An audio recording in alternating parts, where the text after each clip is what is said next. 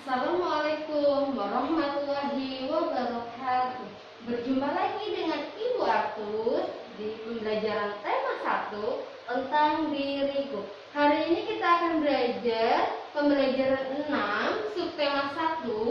Buka halaman 26 dan 27. Silakan dibuka dulu anak-anak bukunya.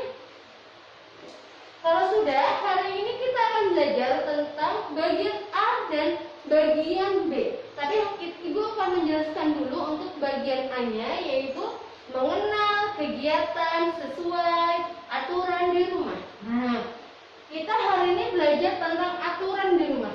Karena setiap kita di rumah, setiap rumah mempunyai aturannya masing-masing. Pasti ibu kalian, ayah kalian mempunyai aturan yang harus kalian lakukan saat kalian berada di rumah. Seperti di sekolah, sekolah juga punya aturan yang harus kalian taati. Jadi yang punya aturan itu bukan cuma sekolah, rumah juga punya aturan yang harus kalian taati. Nah, ini adalah beberapa contoh aturan yang ada di rumah yang biasanya kalian lakukan, atau yang biasanya yang harus dikerjakan kalian di rumah yang ditugaskan sama orang tua. Nah, ini ada 6 contoh aturan di rumah yang harus kalian tahu. Pertama, yaitu berbicara santun kepada orang tua. Nah, itu adalah aturan juga.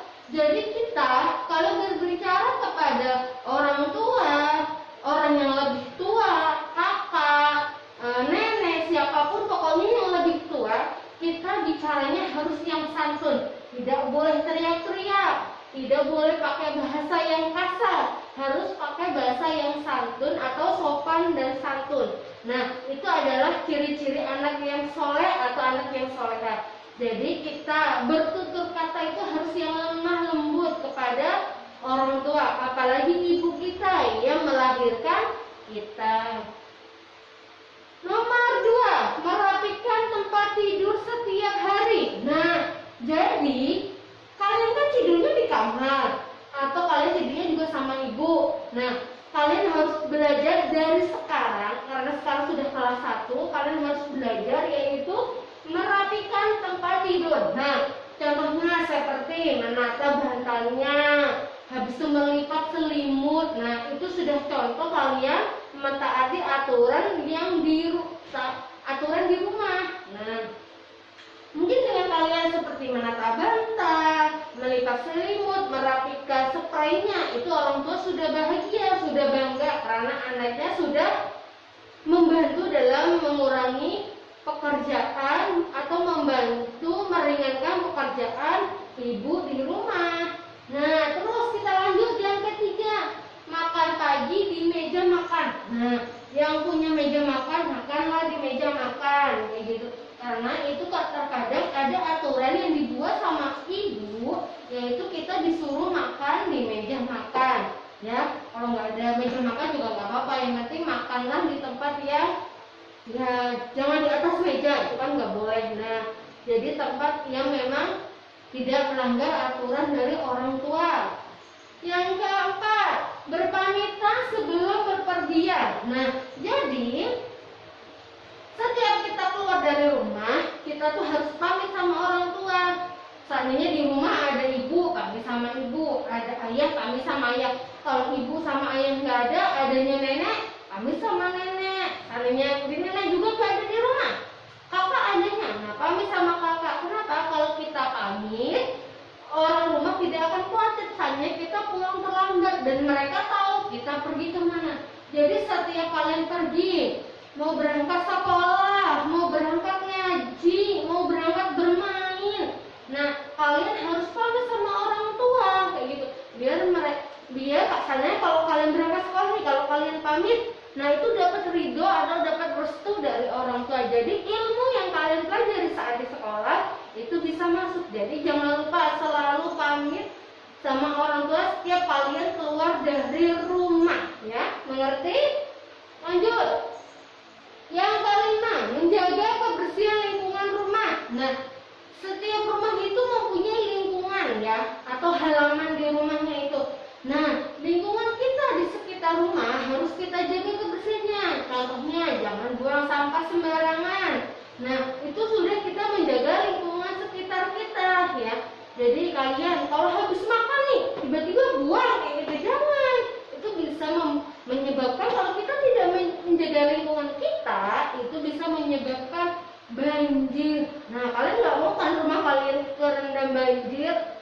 Jadi kita harus menjaga lingkungan kita agar tetap bersih.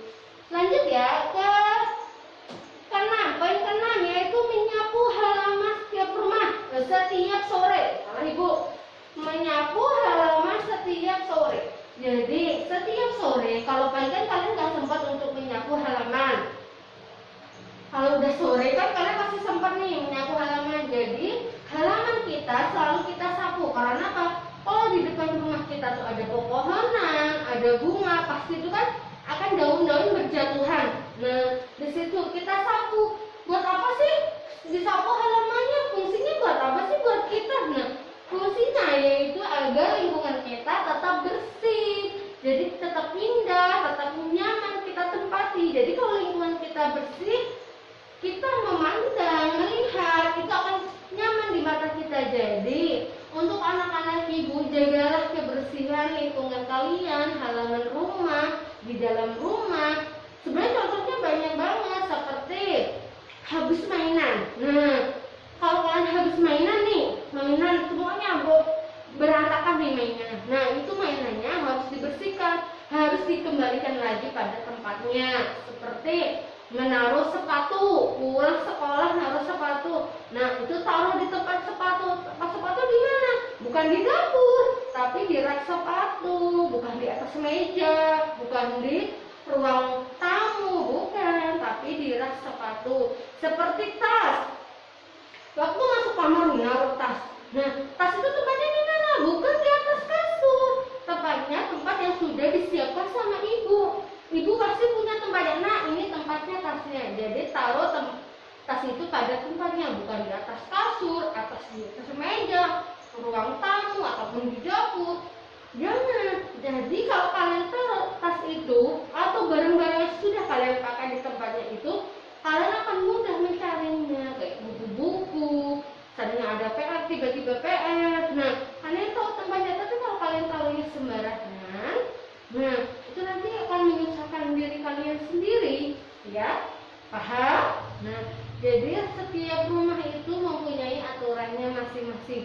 Jadi taatilah aturan yang sudah dibuat sama ibu, bapak, kakak, atau semua pun keluarga. Kalau kalian bisa mentaati aturan, pasti orang tua kalian bangga. Jadi taati ya aturan yang ada di rumah. Jangan cuma sekolahan aja yang kalian taati, di rumah juga harus kalian taati. Sampai sini sudah paham? Nah, kalau sudah paham ini, kita lanjut ke poin ke B, yaitu melafalkan huruf dan bilangan 1 sampai 10. Nah, kemarin kita sudah belajar ya, bilangan 1 sampai 10. Masih ingat kan yang nama buah-buahan itu? Nah, itu di pembelajaran keempat kalau nggak salah, atau pembelajaran ketiga, Ibu sudah jelaskan semuanya di situ. Nah, ini adalah contohnya. Di sini di kata cinta dan kata belajar itu ada huruf konsonan dan huruf vokal. Nah, kalian masih ingat kan huruf konsonan dan huruf vokalnya? Kita Ibu ulang-ulang terus di pembelajaran ke-3, ke-4, ke-5 itu selalu ada konsonan dan vokalnya. Kita mulai huruf S-nya tuh. Kira-kira S itu masuk apa ya? Masuk konsonan atau masuk vokal? S. Ya, S itu masuk konsonan. Kalau I itu masuk apa? Ya, I itu masuk vokal. Nah, vokal. Kalau N-nya masuk apa? N-nya?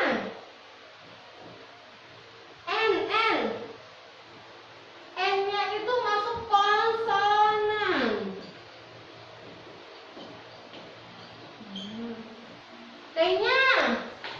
T-nya itu juga lagi konsonan T-nya.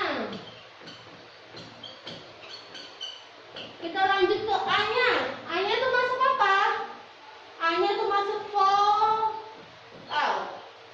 Nah, jadi huruf vokalnya itu ada 3, huruf vokalnya ada 2, huruf konsonannya ada 3, yaitu S, N, dan T.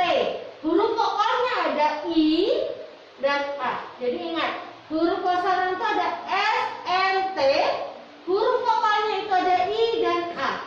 Kita lanjut contoh kedua, yaitu kata belajar. B-nya itu masuk apa? Ya benar, B-nya itu masuk konsonan. E-nya masuk vokal. L, L-nya masuk apa? Ya, L-nya masuk konsonan.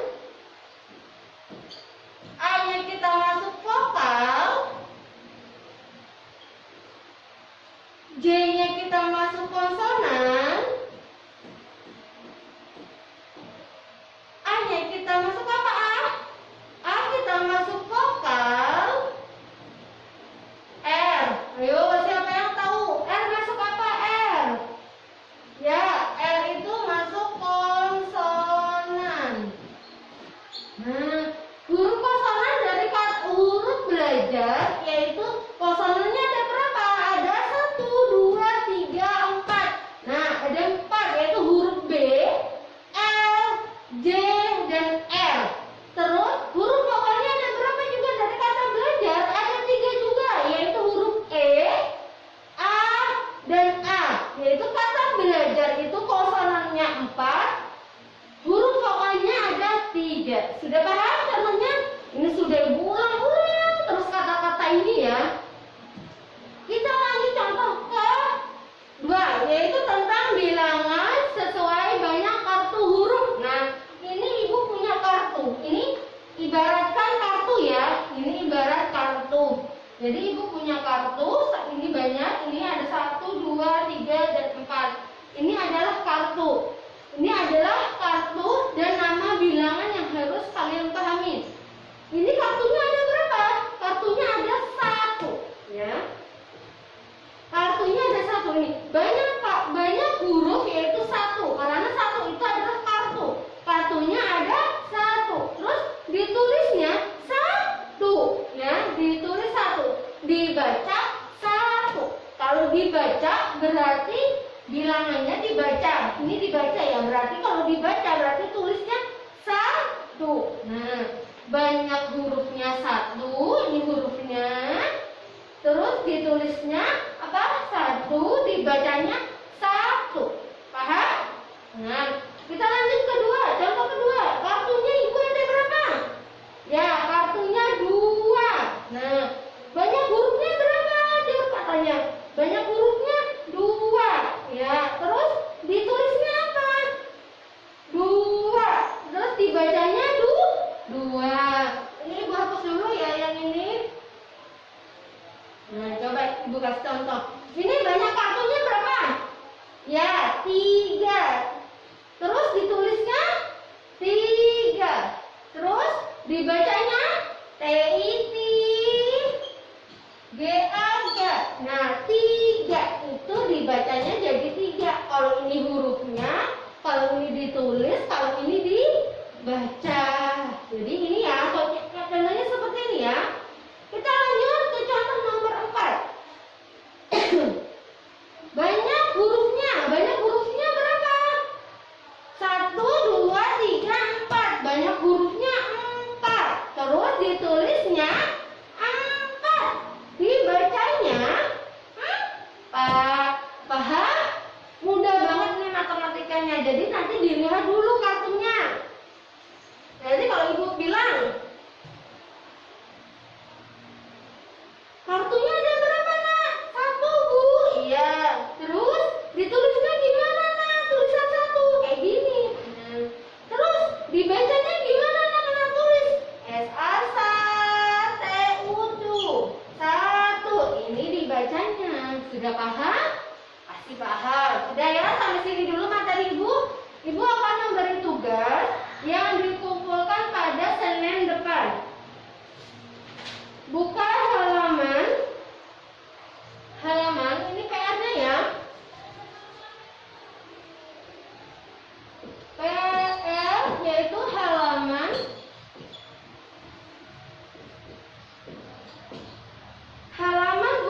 28 yang bagian 2, 2 dan 3. Nah, bagian halaman 28 yaitu bagian 2 dan bagian 3. Jadi yang dikerjakan bagian 2 dan 3. Terus PR-nya lagi di halaman, PR-nya ada 2 ya, dikumpulkan Senin depan. Halaman 29 dan halaman 30